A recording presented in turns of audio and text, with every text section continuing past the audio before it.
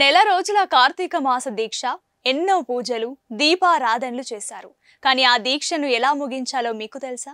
దీక్షను సరిగా ఉద్యాపన చేయకపోతే నెల రోజుల పుణ్యఫలం గంగలో కలిసినట్లేనా? భయపడకండి, మీ దీక్ష సంపూర్ణ ఫలాన్నిచ్చే సరైన ముగింపేమిటో స్పష్టంగా తెలుసుకుందాం. కార్తీక మాసం చివరి రోజు అంటే అమావాస్య నాడు ఈ ఉద్యాపన చేసుకోవాలి. ఆ రోజు ఉదయాన్నే తలస్నానం చేసి పూజ పూర్తి చేశాక అతి ముఖ్యమైన ఘట్టం దానం. అవును, మీ దీక్షకు సాక్ష్యంగా దానం ఇవ్వాలి. నెల రోజుల గుర్తుగా 30 వత్తులతో కూడిన ప్రమిదను నెయ్యి లేదా నువ్వుల నూనెతో వెలిగించి పండితునికి దానం ఇవ్వాలి. ఇది అత్యంత ముఖ్యం. దీంతో పాటు కనీసం 5 ముత్తైదులకు పసుపు, కుంకుమ, జాకెట్ బట్ట, పండ్లు, తాంబూలం ఇచ్చి వారి ఆశీర్వాదం తీసుకోవాలి.